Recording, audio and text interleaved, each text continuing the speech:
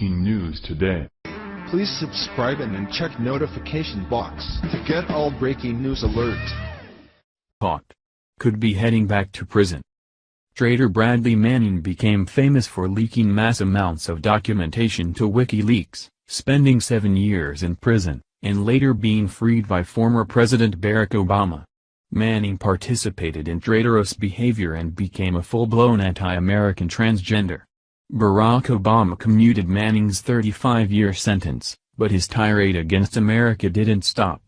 Brad became Chelsea, and he lives a life trying to get others to accept his identity change.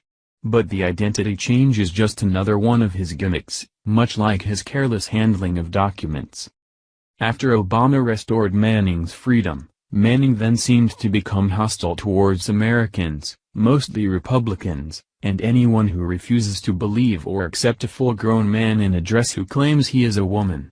As Manning runs amok on his gender identity crisis, anti-American barrage on social media, and inability to be thankful for the country he ditched, but later freed him, he then makes a sudden announcement much more distracting than his change from pants to a dress. Manning announced that he would run for Senate. People gasped at the notion that someone who mishandled that many American documents would want to run for a position with the government. Not only was this man the traitor to his country and comrades, but he spends time on social media trashing about with his generic nonsense that Americans can't stand. Now he wants to represent Americans in the government with a seat in the Senate.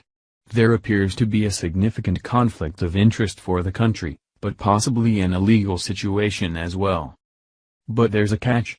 The catch isn't that someone has to zip up his dress in the back. The catch means Manning could be sent back to prison for running for Senate. Based upon Manning's status with the military and criminal conviction, there are two possible routes for him to be ineligible to run for Senate. Doing so could result in prosecution and a return to prison for the transgender traitor. Daily Caller had more information about Manning's potential run for Senate.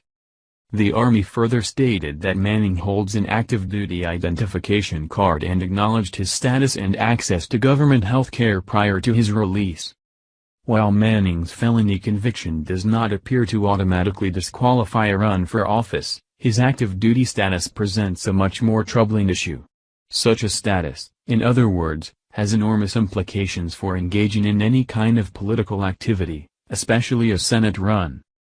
Drew Brenner Beck, retired Army Judge Advocate General and President of the National Institute of Military Justice, told the Daily Caller News Foundation that on the face of it, Manning is prohibited by Department of Defense regulations from running for office while serving in an active duty capacity.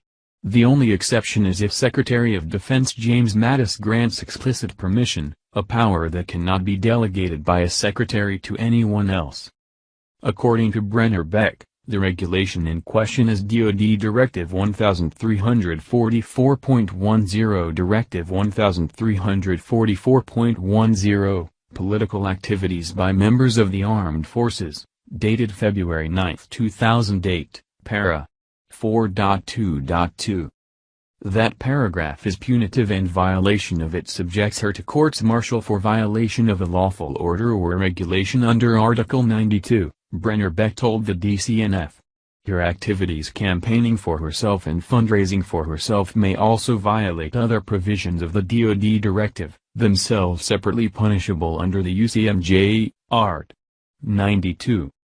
Brenner Beck added that prosecution in this case is a discretionary decision by her chain of command. Victor